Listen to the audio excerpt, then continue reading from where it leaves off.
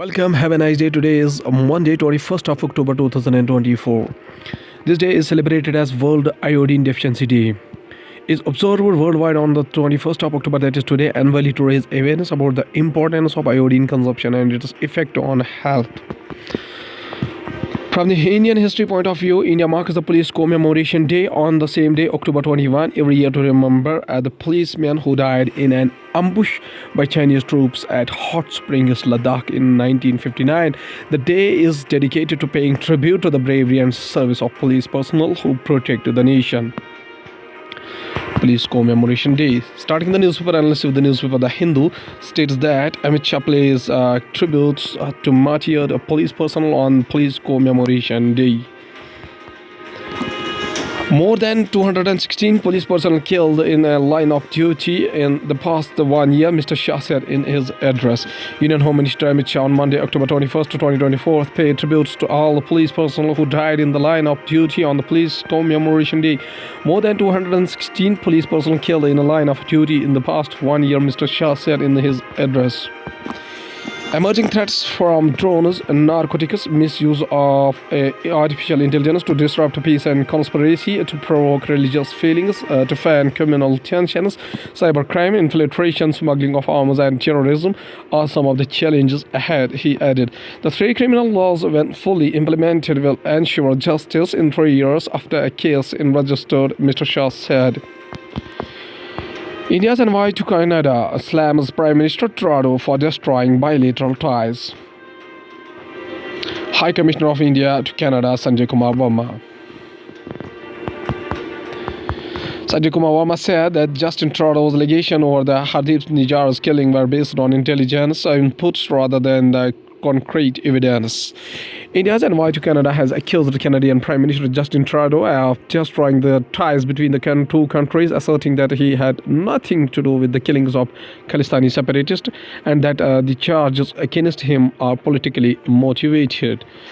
India recently expelled 6 Canadian diplomats and announced that it was withdrawing its High Commissioner in Canada, Sanjay Kumar Verma, after dismissing Ottawa's allegations linking the envoy to the probe into the killing of Khalistani separatist Hardeep Singh Nijjar. Canada, however, said it had expelled 6 Indian diplomats.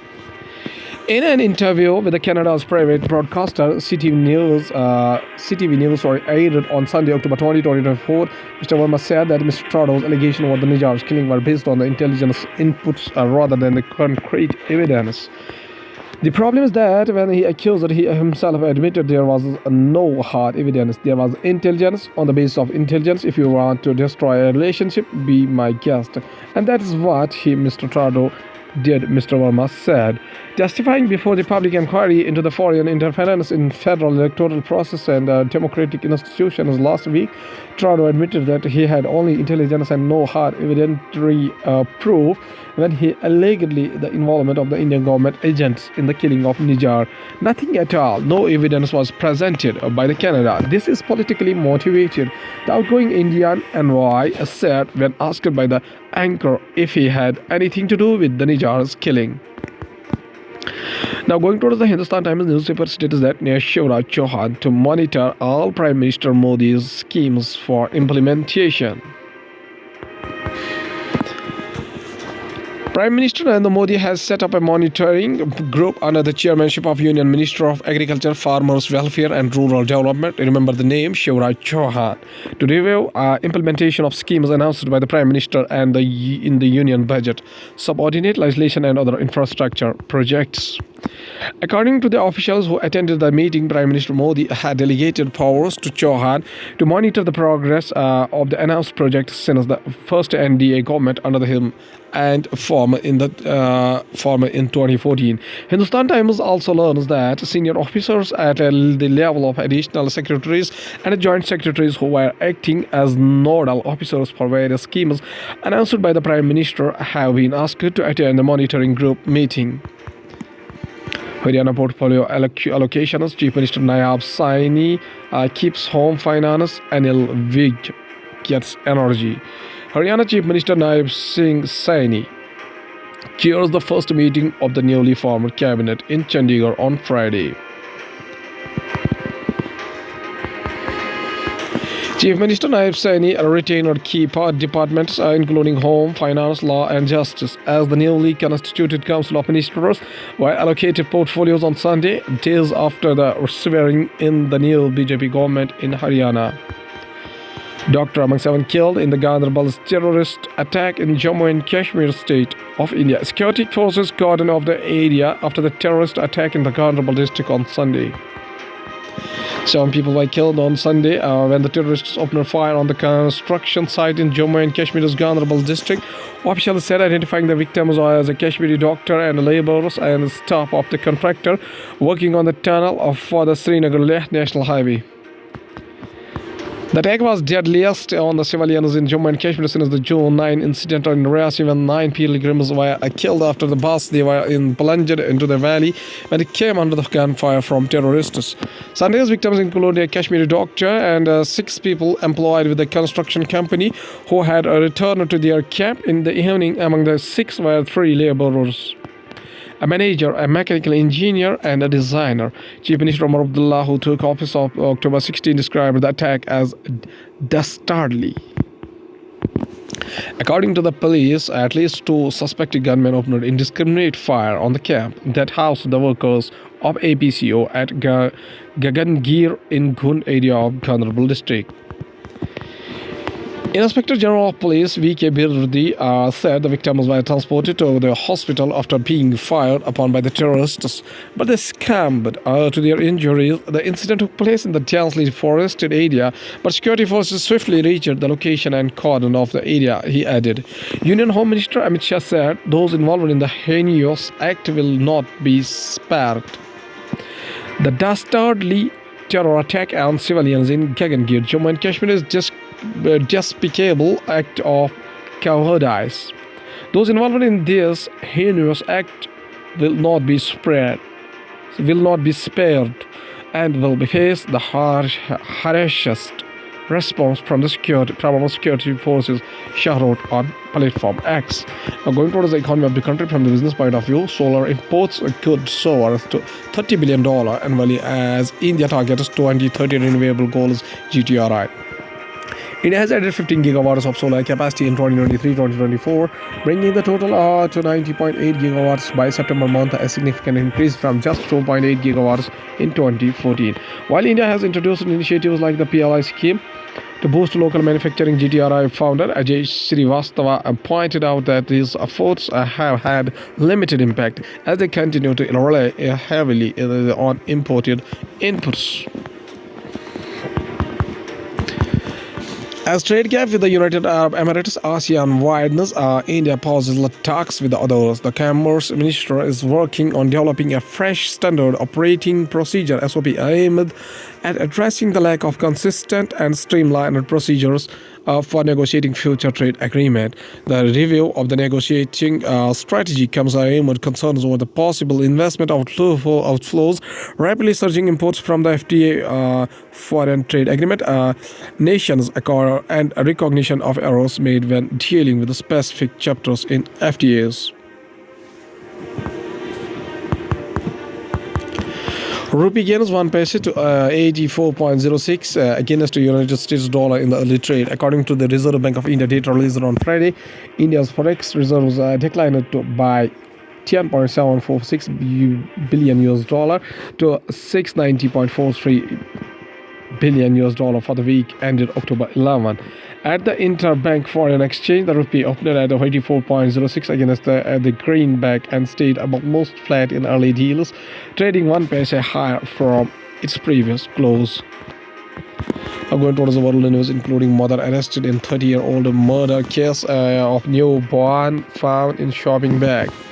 Trump serves French fries at McDonald's in attempt to troll Harris. Brazil's Lula cancels Russia trip for BRICS summit after accident leaves him injured. 1 dead, 5 injured after shooting at Albany State University in Georgia. Nepal's Deputy Prime Minister Lami Chani's arrest in the cooperative scam triggers protest. United States investigators a major leak of top secret documents detailing Israel's military plan against Iran.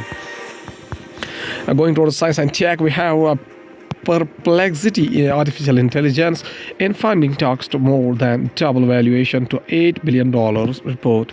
The NVIDIA-backed artificial intelligence company's estimated annualized revenue based on recent sales is currently about $50 billion, the report added.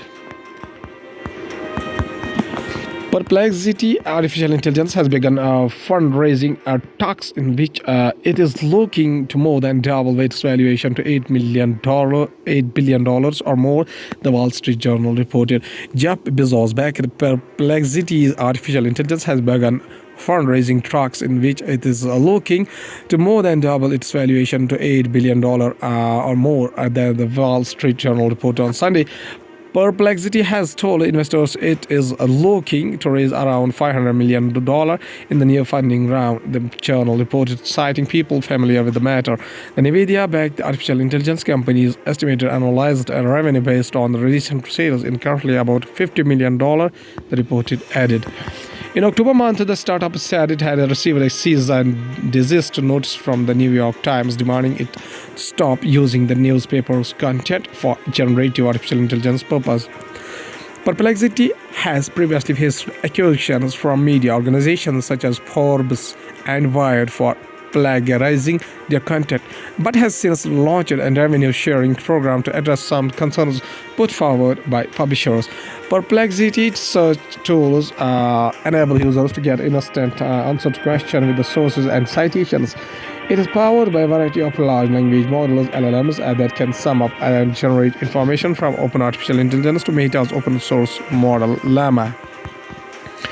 On climate finance to developing nations, sunrises over polluted waters of River Yamuna laden with the foam in New Delhi on October 17, 2024.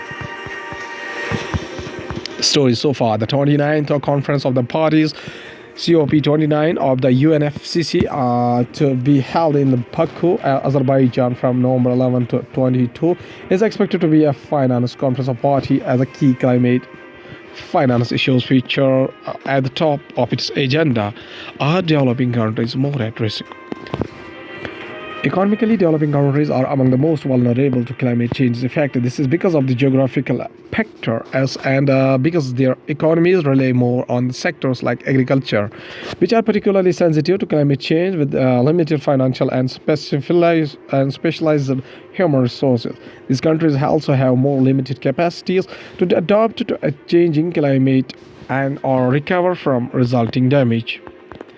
Despite being among the most vulnerable, developing countries have contributed relatively little to the cumulative emissions that cause climate change.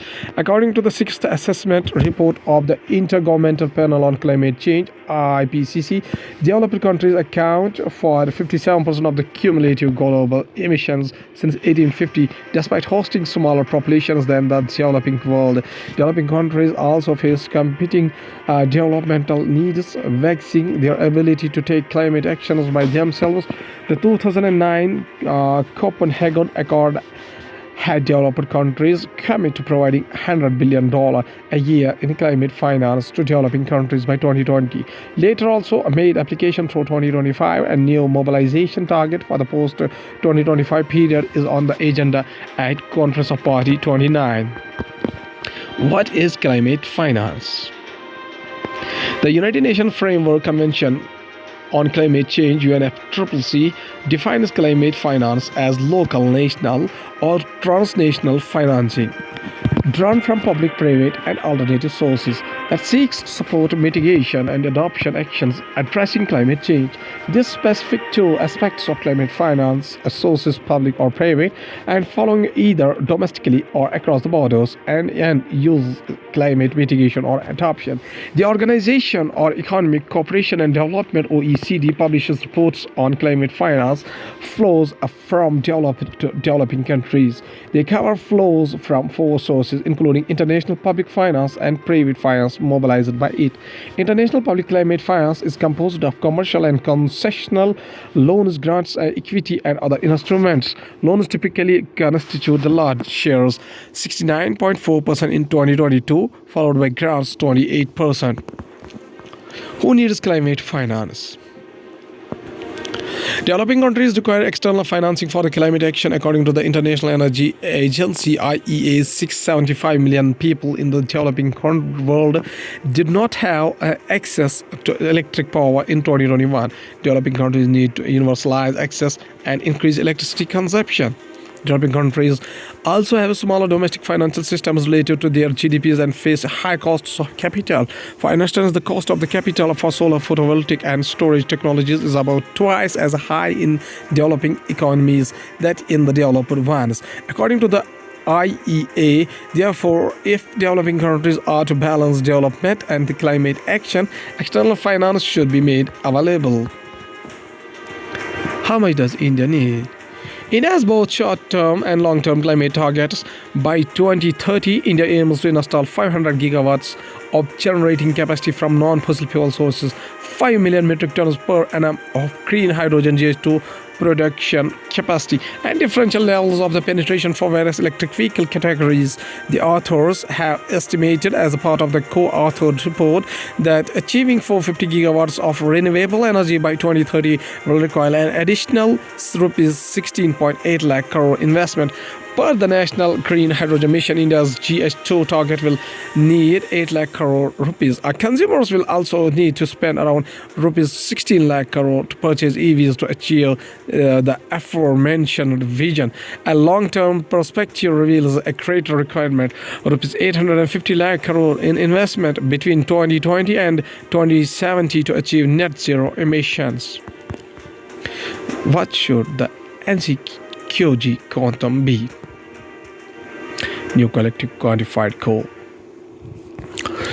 Determining a new annual climate finance mobilization, a target called the new collective quantified goal, is a top priority. The NCQG should include flows that are actual disbursals, not just commitments, new and additional public capital in the form of the direct grants, and private capital that is mobilized by the public capital. However, organically flowing private finance to developing countries should not be counted. An independent high-level expert group constituted by the presidencies of Conference of Party 26 and Conference of Party 27 has already determined that developing countries, excluding China, will require around $1 trillion in external finance by 2030. Elon Musk offers voters $1 million a day to sign back petition backing the Constitution. Is that legal? Tesla CEO and ex-owner Elon Musk pictured above.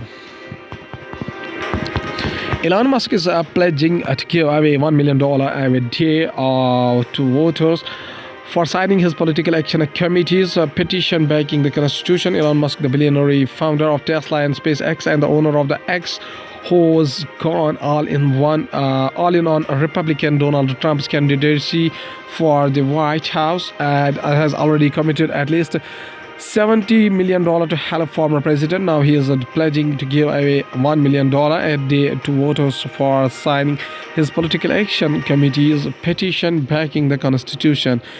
The giveaway is raising questions and alarms among some election experts who say it is a violation of the law to link a cash handout to signing a petition that also requires a person to be registered to vote. Musk's America's PAC has launched to a tour of Pennsylvania, a critical election battleground. He is aiming to register voters in support of Trump, whom Musk has endorsed. The PAC is also pushing to persuade voters in other key states. It is not first offer of cash the organization has made. Musk has posted on X, the platform he purchased as a Twitter before renaming it, that he would offer people $47 and then $100 for referring others to register and signing the petition. Trump, who has a campaigning Sunday in Pennsylvania, was asked about Musk's giveaway and said, "I have not followed that." Trump said he speaks to Elon a lot. He is a friend of mine and called him great for the country. Former Open Artificial Intelligence Technology Chief Mira Murati to raise a capital for new artificial intelligence startup, sources say. Murati. Mira Murati, former chief technology officer at the Open Artificial Intelligence, is raising funds from venture capitalists for her new artificial intelligence startup, according to sources. Mira Murati, former chief technology officer at Open Artificial Intelligence, is raising funds from venture capitalists for her new artificial intelligence startup, according to sources familiar with the matter. Said the new company aims to build artificial intelligence products based on proprietary models, said one of the sources who requested anonymity to discuss the private matters. It is not clear if Murati will assume the CEO role at the new venture. A representative for Murati declined to comment. While the talks are in the early stages, Murati's new venture could raise over $100 million given her reputation and the capital needed to train proprietary models. One of the sources said, cautioning that the figures have not been finalized. Barrett Zoff, a prominent researcher who left Open Artificial Intelligence on the same day as Murati in the late September, could also get involved in the new venture. The sources added Zoff did not respond to requests for comment. The information previously reported that Zoff is planning a new startup and that Murati has been recruiting Open Artificial Intelligence employees to join her new venture. Murati at Open Artificial Intelligence spent over 6 years spearheading transformative projects like ChatGPT and DAL-E. She was a key figure in Open Artificial Intelligence's multi-billion-dollar partnership with Microsoft, its largest financial backer. Murati's meteoric rise at Open Artificial Intelligence has cemented her name as one of the most prominent executives in the fledgling field of artificial intelligence. Murati joined Open Artificial Intelligence in the June month of 2018 and was promoted to CTO in May 2022. According to her LinkedIn profile prior to Open Artificial Intelligence, she worked at augmented reality startup Leap Motion and Tesla.